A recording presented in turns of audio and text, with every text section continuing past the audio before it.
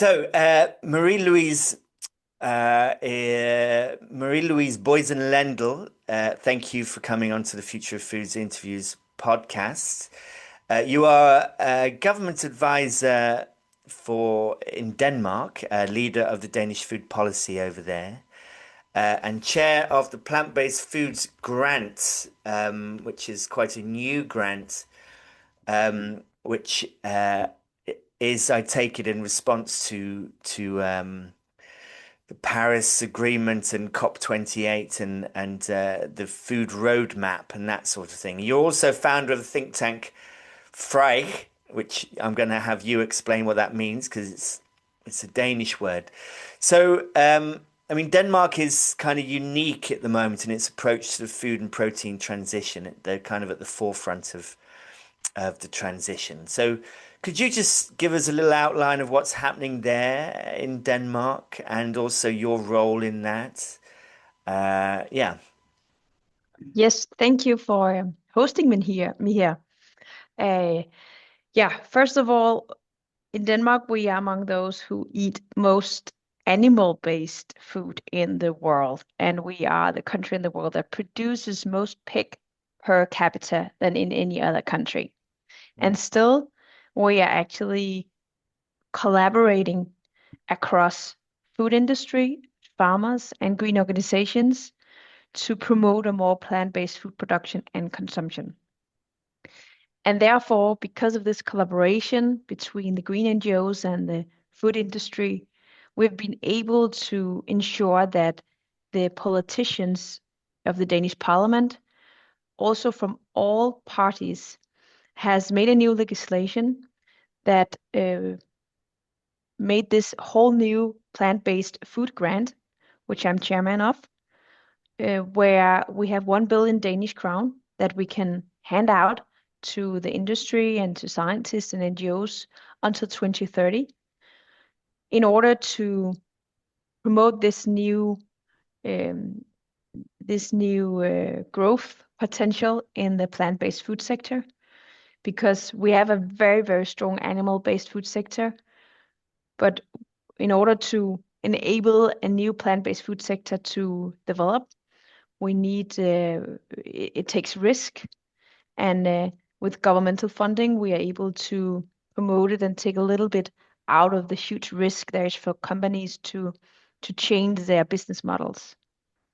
Okay, so because Denmark is so steeped in kind of livestock farming and pig farming, there is a risk to the future, you think, if there is if this changes, and so this money is in order to help companies establish new business models. Is that it?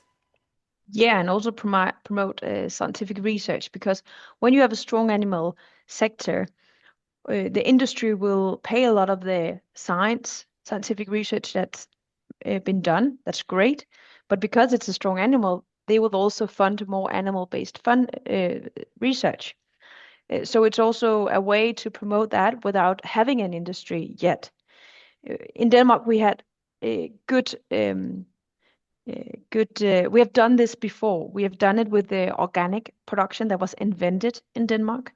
And through public-private partnerships, uh, even though there were no market for it, there were no production, we were able to push it forward. And now it's, of course, a global thing. And that's great. We've done it with windmills. We had a fossil energy industry in Denmark, but they wanted to change. And with governmental support, strong governmental support, they were able to do so. So we have this great windmill sector uh, being a big economic succeed story. And that's the same spirit, the same theory of change that we now try to do on the plant-based food. And it's open, Interesting. yeah, sorry. No, it's okay. Go on. I don't want to interrupt. Go It's on. just it's important that this has to be something positive change that will come, that don't defeat anything else. It's not that we say you're not allowed to eat any animals and we have to close all the animal production we have. No, this is an extra leg, And the farmers that's already producing feed today, they can benefit more, they can earn more money in the future if they produces more diverse crops, not just feed, but also legumes and vegetables and fruit, which has decreased tremendously the last 10 years in Denmark. We need to stop that and get it back on track. Okay, so the idea of the grant is to encourage agricultural diversity, because you feel like Yes. that's dying out, is it? You feel like there's too much livestock farming. We have a lot of livestock farming, uh, but we also have a lot of uh, consumers eating animal based. And we know from dietary advices, the research is very clear that we are eating too much animal based. So it's not that we have to eliminate it, but we have to have, as you said, more diversity in what we eat, but also more diversity in what we produce on the fields. So the farmers doesn't depend on just producing feed for the livestock sector, but can also produce by themselves to the people and not going through animal, because it's what that's my think tank. That's why I work so much about it. Think tank Frej. We work to create a food system that works within the planetary boundaries, which means less climate uh, less climate emissions, more biodiversity, less environmental impact. So that we're promoting. And in that work, we found out that the only thing that can actually solve it is if we eat and produce more plant-based. That Mm. makes much more room for nature to thrive and for the climate to reduce emissions on the climate. That's Yeah, why I work with that. yeah, because of course there is an awful lot of agricultural land is being used to grow crops for animal feed rather than growing crops for humans to eat directly. And this is not an efficient way of growing food. Is that right? Yes, that's right. In Denmark, 80% of our farmland is crops for the feed for the animal sector. Mm. And if we just produce directly to humans, we will release a lot of land because it's much, much more effective to produce it directly to humans. And we don't need the animals to change it into proteins. We can get the proteins from the animal, from the plants directly. But we need more scientific research to show that the nutritional value, the values of the plants are just as good as for animals, because we haven't studied for many years. But most scientific research in the newest shows that it's much more healthy for us and reduces cancer uh, and many of the diseases that are related to our guts and our immune system. It's also better to eat plant-based. Mm. But we need to advance that.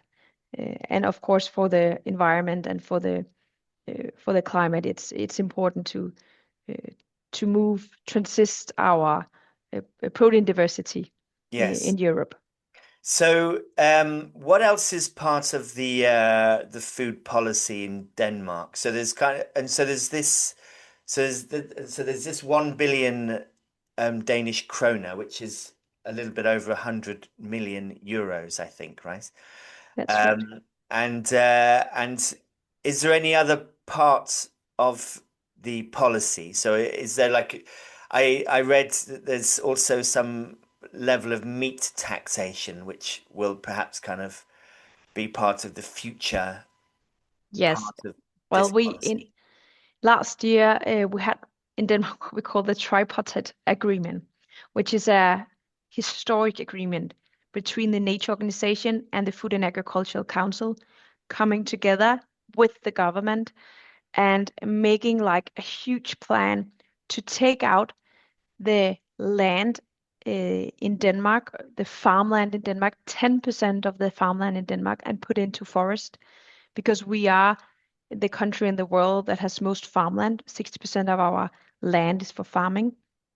10% of that will go out and be put into forest. Furthermore, it's a tax on agriculture, the world's first tax on farmers. And they agreed on this, the farmers organization, to change and reduce the climate impact from agriculture, because we can see that all other sectors in Denmark has decreased their carbon emission, except for the agriculture. They produce much more, but it's with the same level of carbon emission. But we actually want that to be reduced, and therefore we have this carbon emission tax to put on the right incentives to the farming industry, which we know works because it has worked in the industry. And it's just an extraordinary good example of how collaboration between stakeholders can create political agreement and result that really changes and that makes sure that everyone is on board, so we don't get big demonstrations and people being against the decisions making that has been made.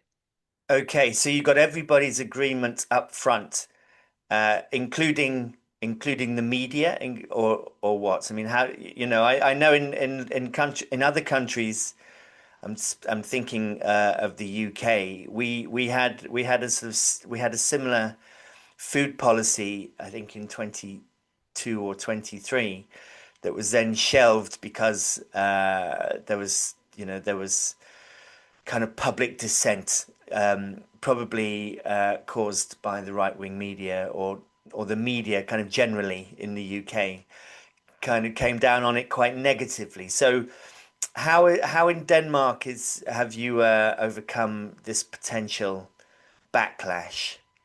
Well, the media has to be critical about all decision taking by politicians. So I think that's right. Uh, I believe that they wouldn't come with all these stories if there was no public opinion about it. So I think it's actually more important to look at the public opinion. And here people are for this agreement. And they are that because many years of letting the Danes and the farmers know that the climate is suffering, that our biodiversity is decreasing, that our wetlands, our lakes is not having it very very well, and our fish are dying.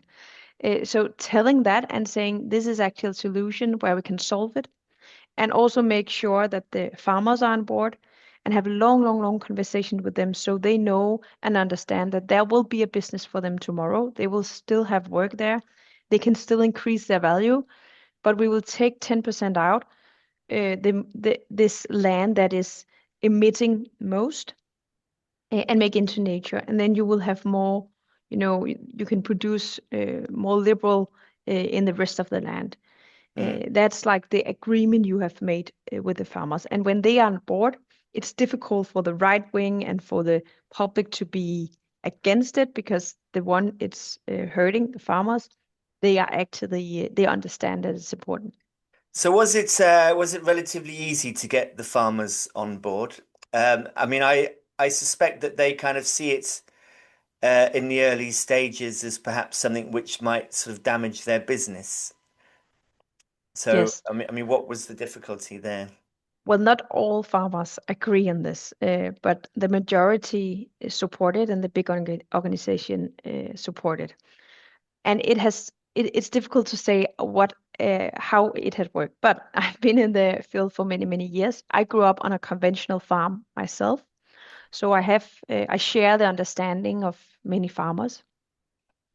Uh, what I did with think tank Frej was to create this think tank that could build bridge between the sustainability agenda and the food industry and the farmers. So since 2016, I took my rubber boots on and I have made presentations for thousands of farmers, telling them about climate change and biodiversity loss and their link into that, but not saying, and therefore you are bad people, but saying, we need to change that. Everyone has to change. Also, the textile industry, the energy industry, the vehicles, everyone is changing. And you also have to, because it's everything that we have done, we need to do differently now. But you can be part of the solution, and you can benefit from this transition if you do X, Y, Z.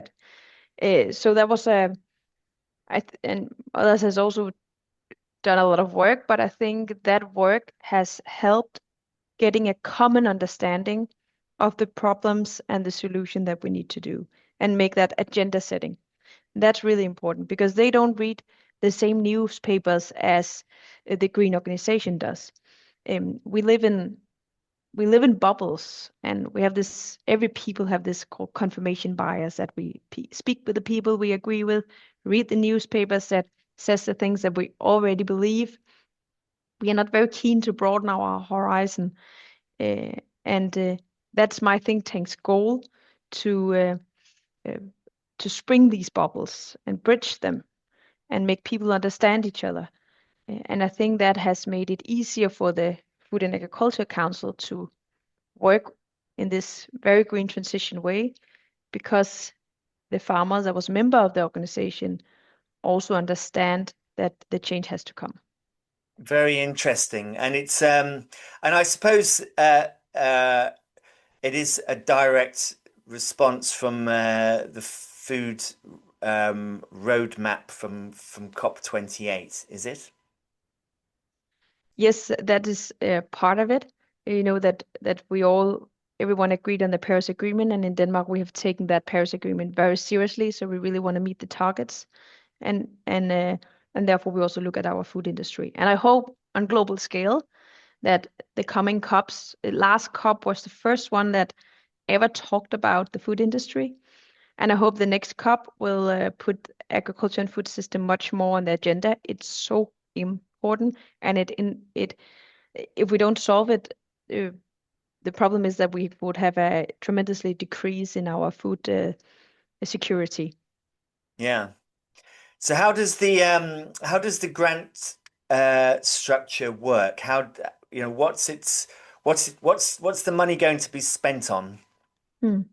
Well, it's a very wide grant that can, well, we have handed out money now 3 times, and it's one time of the year we do it.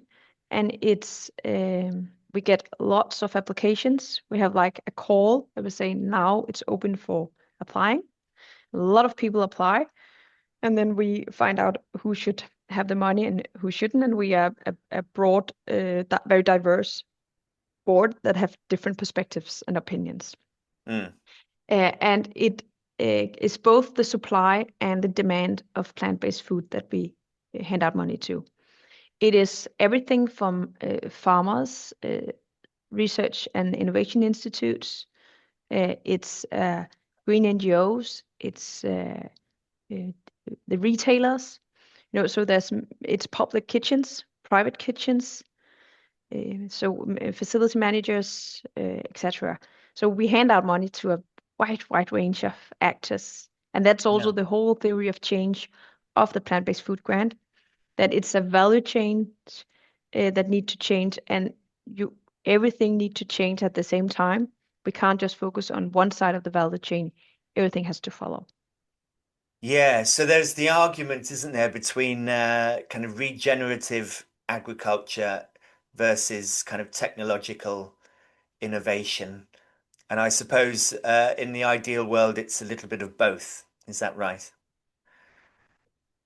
Yes, in So, my opinion, we need both to change the way we eat and produce, but also to fix everything, and also on the animal sector that we use those technologies that can improve the production. Of course, we need to take that in. Also, we shouldn't just go back to the good old days of our grandfathers and mothers and how they produced food, because that's not effective.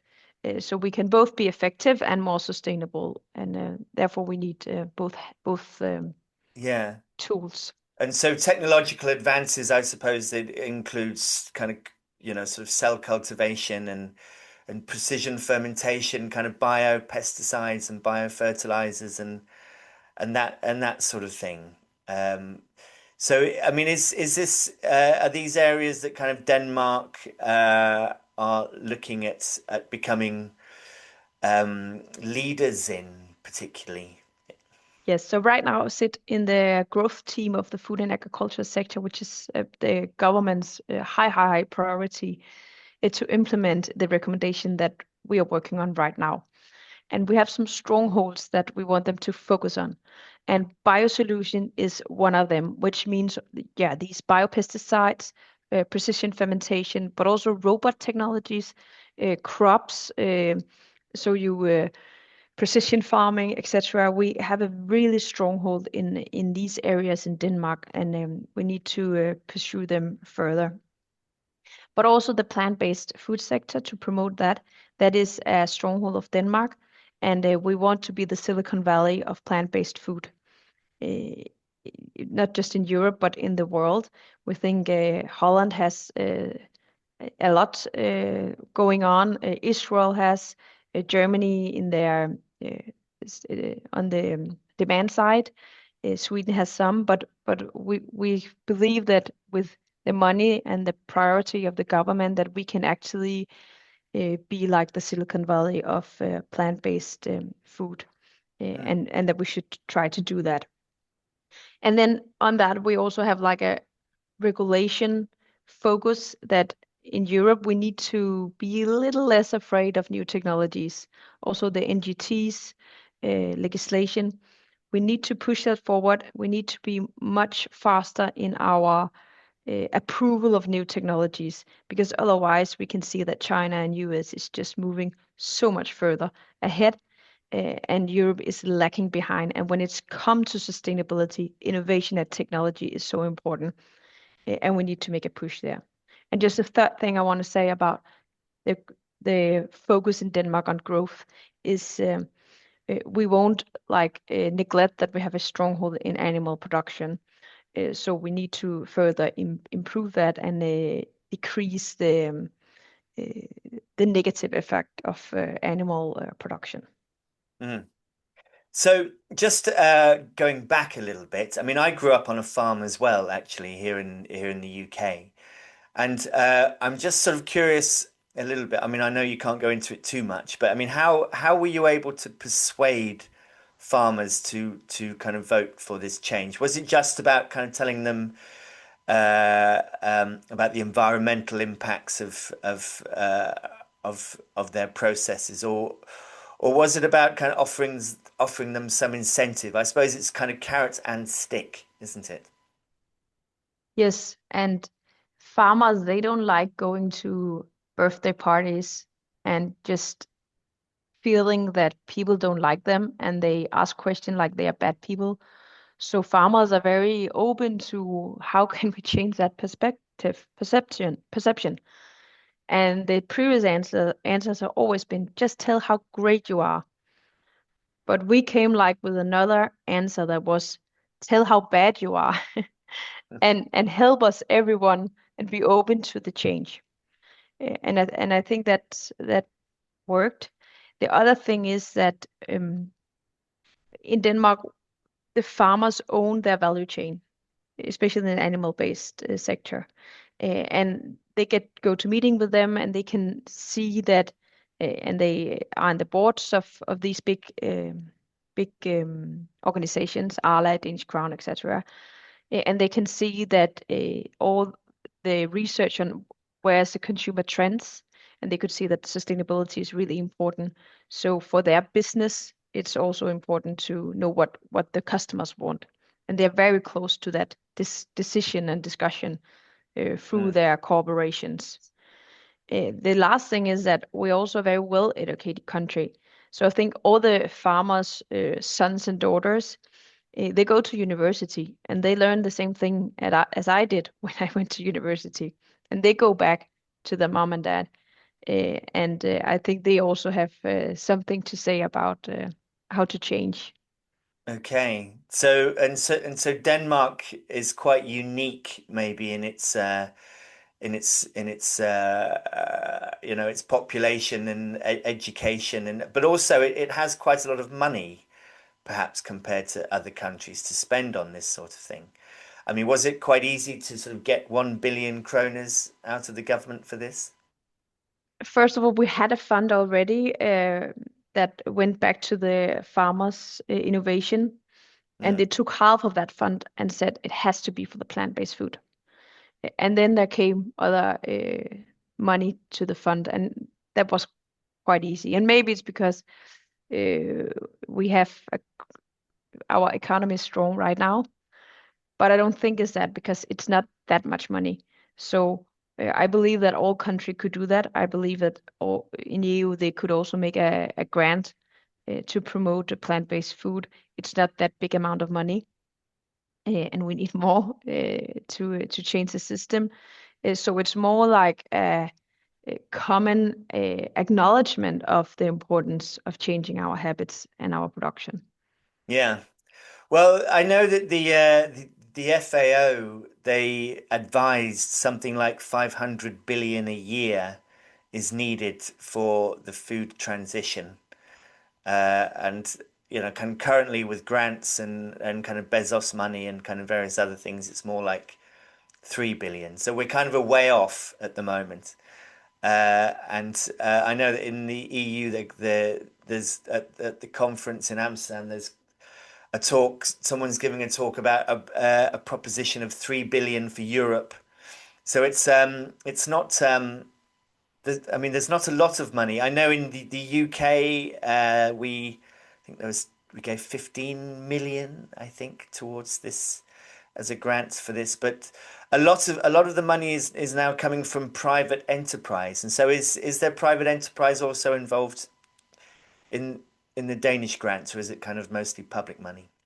Yes, we have the Novo Nordisk Foundation that made a new strategy, which is I think it's the world's biggest fund, and they made a new strategy. Before it was only like on health and medicine, but now they made a grant for the transformation of agricultural food system, and they hand out a lot of money only to plant-based innovations. So they won't give any money to animal-based. So everything about biosolution, fermentation, precision farming, etc., is coming from the Novo Nordisk Foundation.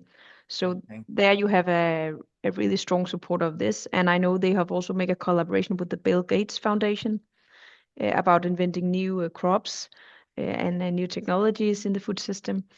So I see that it's not just governmental money, and that's also important. And we can also see that the companies are investing more in changing their production system. So we will have money from many sides now, but we need to keep on. And right now, when the consumers are not changing as fast as we believe they would, uh, we need to make sure that we don't lift the foot on the speed right now.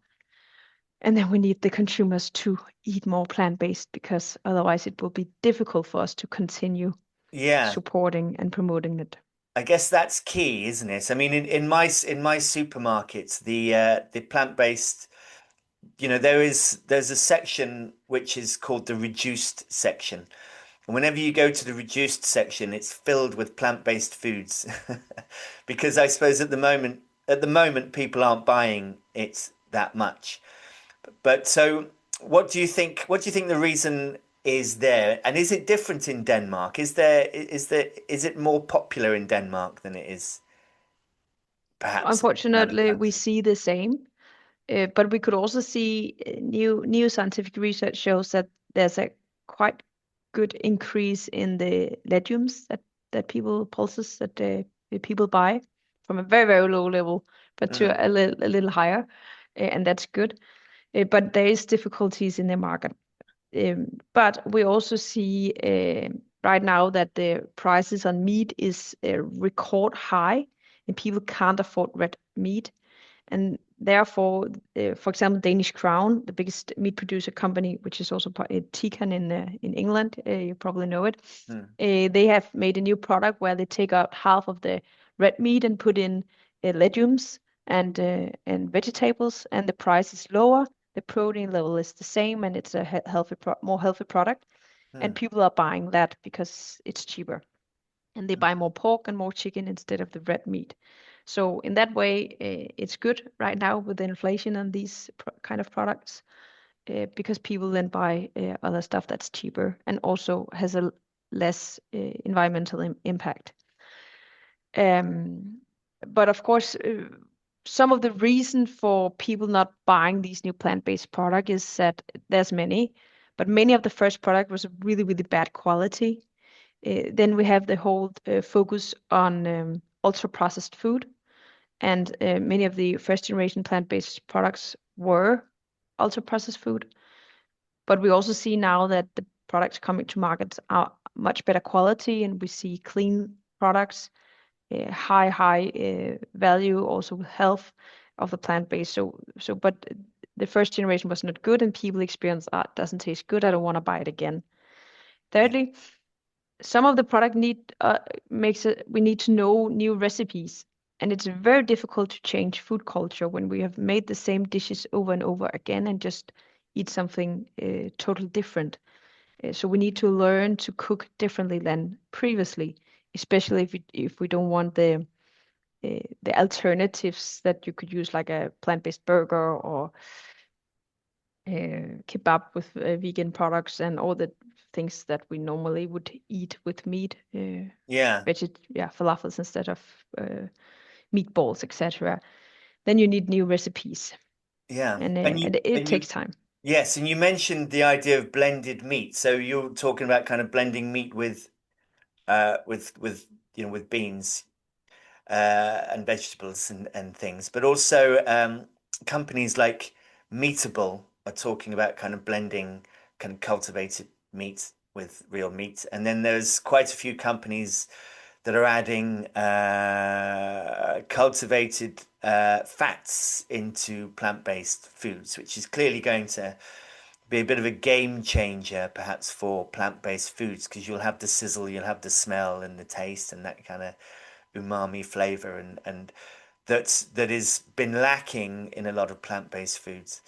So, so yeah, I mean, the future for plant-based is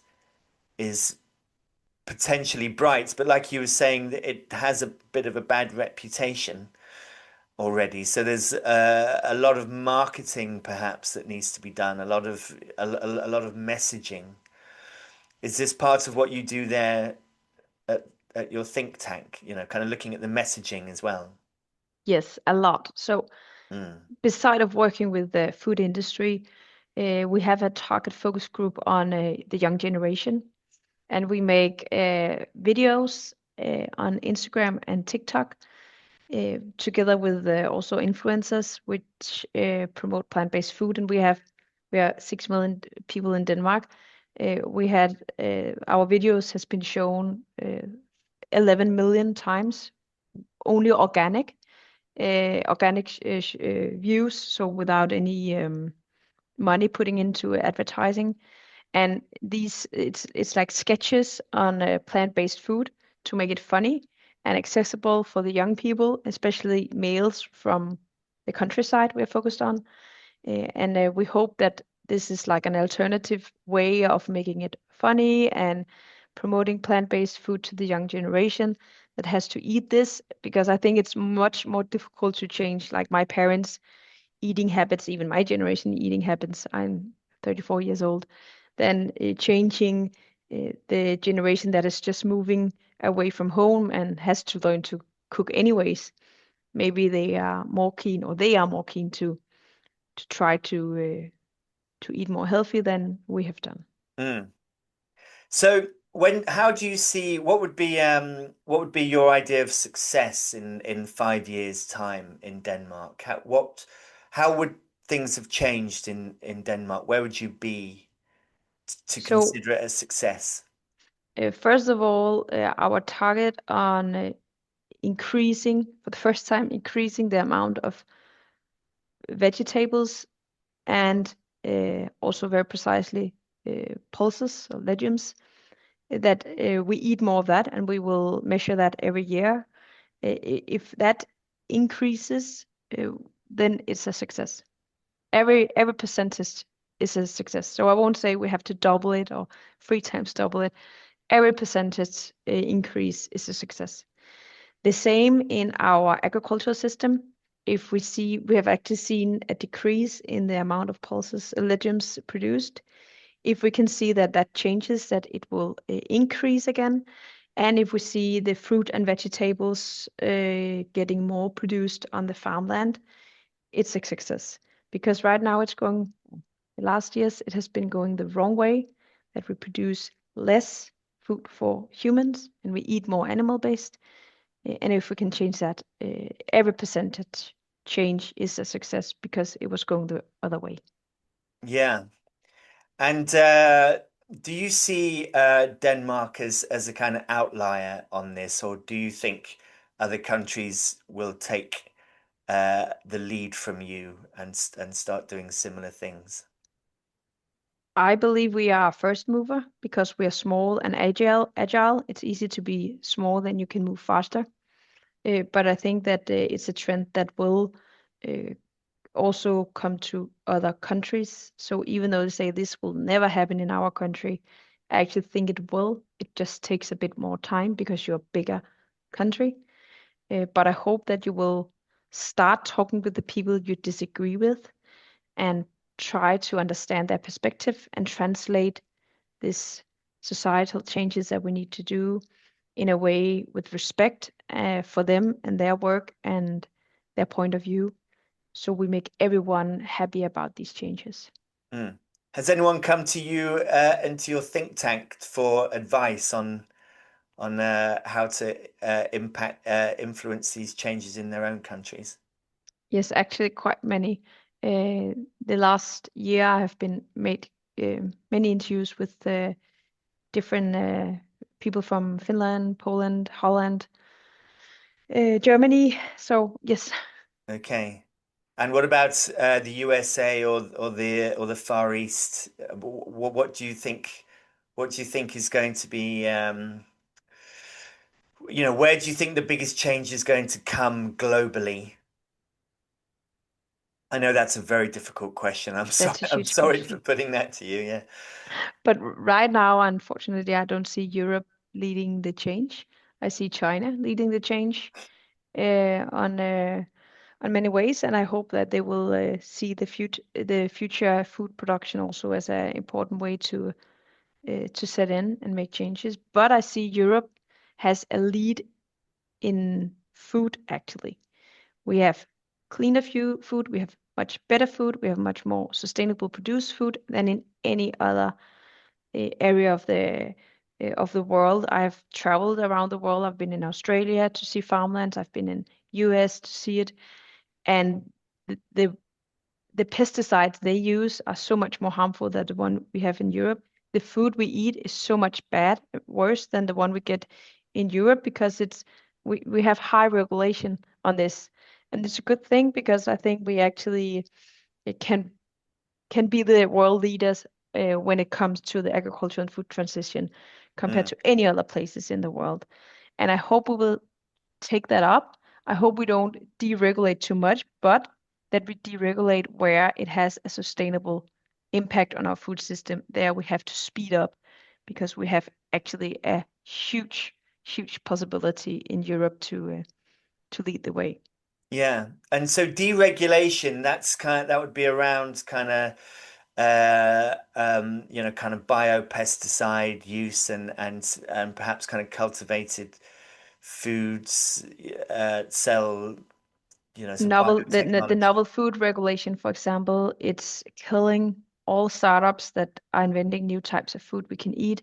It's not that we shouldn't check the food that comes to market, but we have to speed it up so it doesn't take 5 to 7 years to get approval for a new technology on the in the food market.